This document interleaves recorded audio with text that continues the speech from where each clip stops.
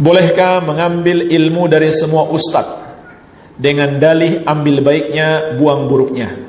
Dan apakah bentuk taklid jika kita mengambil ilmu dari satu ustadz saja?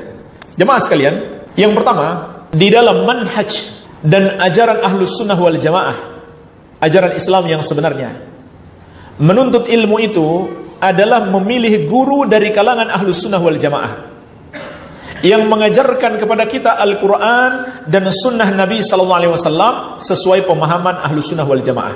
Berbahaya sekali kalau kita duduk di hadapan guru yang menjelaskan kepada kita ajaran yang sesat.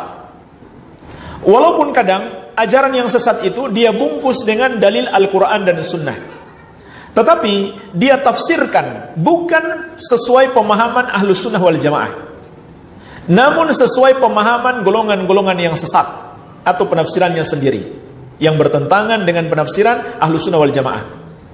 Allah ingatkan bahayanya dalam surat An-Nisa ayat 140.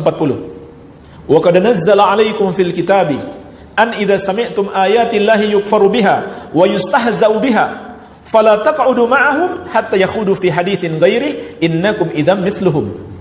Dan sungguh telah diturunkan kepada kalian di dalam Alkitab, apabila ayat-ayat Allah diingkari dan diperolok-olok, dipermainkan, maka janganlah kamu duduk-duduk bersama orang yang melakukannya sampai mereka memasuki pembicaraan yang lain. Kalau kamu duduk bersama mereka, kamu sama dengan mereka.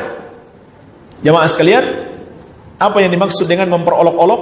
Di antara makna memperolok-olok ayat Allah, ya, di samping menghina dan itu kekufuran, juga ada makna yang kedua, yaitu menafsirkan ayat-ayat Allah tidak sesuai penafsiran yang sebenarnya. Menafsirkan ayat-ayat Allah tidak sesuai dengan penafsiran Rasulullah SAW dan para sahabat, atau tidak sesuai pemahaman Ahlus Sunnah wal Jamaah. Kemudian yang kedua, jamaah sekalian, apakah kita bisa menjamin mana yang baik untuk kita ambil, mana yang salah untuk kita tinggalkan? Kan di sini ambil yang baik, buang yang buruk. Berani nggak? Bisa nggak kita memastikan ini yang baik saya ambil, itu yang buruk saya tinggalkan? Belum tentu. Jangan-jangan yang kita kira baik padahal buruk, yang kita buruk padahal baik. Kemudian yang juga sangat mungkin terjadi, bahkan yang sudah kita ketahui buruk, tapi kemudian dia bungkus dengan dalil, dihiasi dengan retorika, dihiasi dengan menampakkan kekuatan hafalannya terhadap dalil, sebutkan sejumlah ayat, sebutkan sejumlah hadis, bahkan sampai halaman-halamannya, sampai tempatnya kiri atas, kiri bawah, kanan atas, kanan bawah. Dia sebutkan, kita pun terpukau, padahal tadinya kita tahu salah. Ketika dia hiasi dengan itu, akhirnya kita anggap benar yang salah. Syaitan menjerumuskan hati kita. Itu bisa terjadi. Yang dulu ditakutkan oleh generasi salaf dari mendengarkan ucapan-ucapan orang yang sesat, karena mereka merasa hati kita lemah. Hati mereka lemah. Apakah kita merasa hati kita lebih kuat daripada hati salaf? Dulu kata Imam Sufyan Ats-Tsauri rahimahullahu taala, "Man sami'a bi bid'atin la yahkiha li julasaihi la yulqiha fi qulubihim." Barang siapa mendengarkan satu ucapan bid'ah, jangan dia sampaikan kepada teman-teman duduknya. Jangan sampai dia masukkan bid'ah itu di hati mereka. Imam Az-Zahabi rahimahullah mengomentari ucapan ini. Kata beliau, "Aktsaru a'immatis salafi 'ala hadha at-tahdhir yarawna anna al-quluba dha'ifa wa syubha khattafah."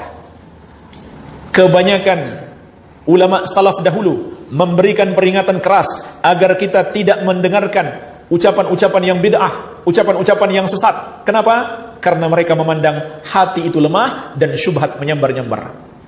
Sampai-sampai Imam Ayyub As-Sikhtiyani rahimahullah didatangi oleh sekelompok orang dari kalangan Mu'tazilah dan mengatakan kepadanya, "Kami ingin membacakan kepadamu satu ayat." Kata beliau, "Tidak mau." Kalau begitu satu hadis, enggak mau. Walaupun setengah.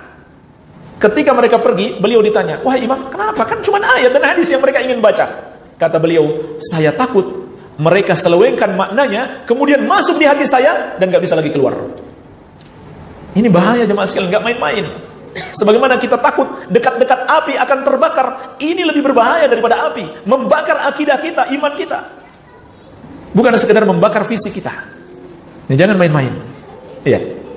Kemudian jemaah sekalian, yang dimaksud dengan taklid itu adalah mengikuti tanpa dalil. Kalau kita mengikuti seorang ulama, seorang ustadz, tapi kita tahu dalilnya, itu namanya ittiba, bukan dalil. Kalau setiap kata ustadz, kata ulama, kita ikut begitu saja tanpa tahu dalilnya, atau nggak mau tahu dalilnya, itulah namanya taklid. Itu pun taklid tidak diharamkan secara mutlak. Taklid itu, kata para ulama, seperti daging babi. Kalau terpaksa boleh dimakan.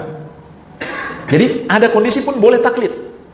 Namun kalau kita bisa belajar, mampu mengetahui dalilnya, haram untuk taklid. Jadi ikuti ucapan ustadz, ikuti ucapan ulama, bukan karena itu ucapan mereka, melainkan karena berdasarkan dalil, itu namanya ittiba, bukan taklid.